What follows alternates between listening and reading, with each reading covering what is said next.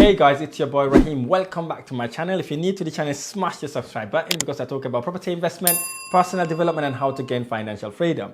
In this video, I'm going to share with you 3 things you must do when your savings hit £50,000. Congratulations for being persistent, consistent, and perseverance to be able to save £50,000. Well done, well done, well done. I'm super proud of you. I'm super excited what that 50,000 is going to do for you. I'm going to guide you based on my experience on how I've been able to use 50,000 to make me lots and lots of money and ultimately make me a millionaire. So let's get to it. So once you've got your £50,000, you and I know that it wasn't easy to save that money. It wasn't easy to put that money together. You have obstacles, for example, where someone would tell you, I need this help, but because you've got a vision, you've got a mission, you're reluctant to lend any money to them or to give them. So you stay the course. So basically you did not give up. Things happen. Maybe a family member got really ill. They came around to you and said, oh, can I borrow that money or can I have that money? You restricted and you did not lend that money. And now you are at £50,000. So you've done absolutely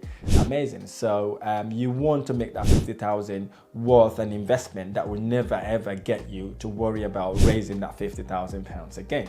So the 3 things you must do once you hit the £50,000, the first thing you want to do is to get an expert that is unique to what you want to do. Suppose you want to start your business, for example. Say you want to start an online business, or maybe you want to start a laundrette, for example. If you want to start a laundrette, get an expert, get someone who has done what you want to do. Get them to guide you through the process, get them to mentor you, get them to coach you, spend your time with in order to learn the way they have actually done the same thing you're about to do. The beauty of that, you would learn what they've learned for 15, 20 years in a day, 2 weeks, 3 weeks, 4 weeks, or sometimes a couple of months as well. So and again, doing that reduces the risk of making that vital mistake, because you remember that 50,000 took us time to save. We had to let go our lifestyle. We had to downgrade ourselves. Perhaps we had to do something to be able to raise that money up to £50,000. So you really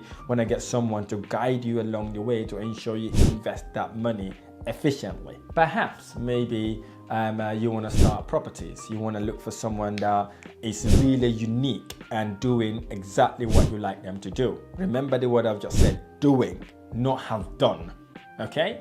Someone that is doing what you are about to do, right? They're doing it, and that's what they do. Okay, then you can then approach them, get them to coach you, mentor you, train you, or perhaps shadow them, work with them in a way that you can learn what they've learned for 5, 10, 15, or 20 years in maybe a couple of months or maybe a year. Get them to mentor, guide you through the process to limit the mistake you could do. Perhaps you want to approach people like myself because I'm in the property industry. I know a lot about properties. So property is the vehicle I use to make passive recurring income that would allow me to build a multi-million pound property investment portfolio that generates 7 figures all before age 30. So perhaps you want to approach people like myself to help you use the same strategies we are currently using to ensure your £50,000 work for you really well. Or maybe someone else, whoever you connect with is the person that you want to work with in order to minimize the mistake you would make for when you start investing your hard-earned cash. Number 2, once you've got that person, once you've got the training, now is the implementation stage. Perhaps they are mentoring you as well.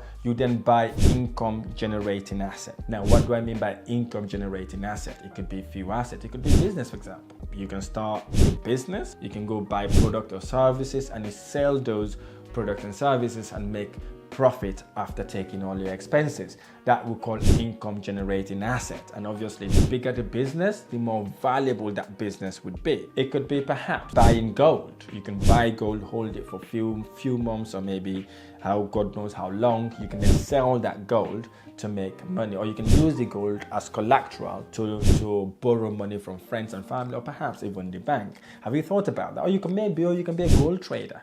You can literally go to countries like Brazil, Colombia, Africa, countries like Sierra Leone, Guinea, Zimbabwe. You can go and buy gold in those countries, and you can then ship it to the UK, Dubai, Qatar, for example.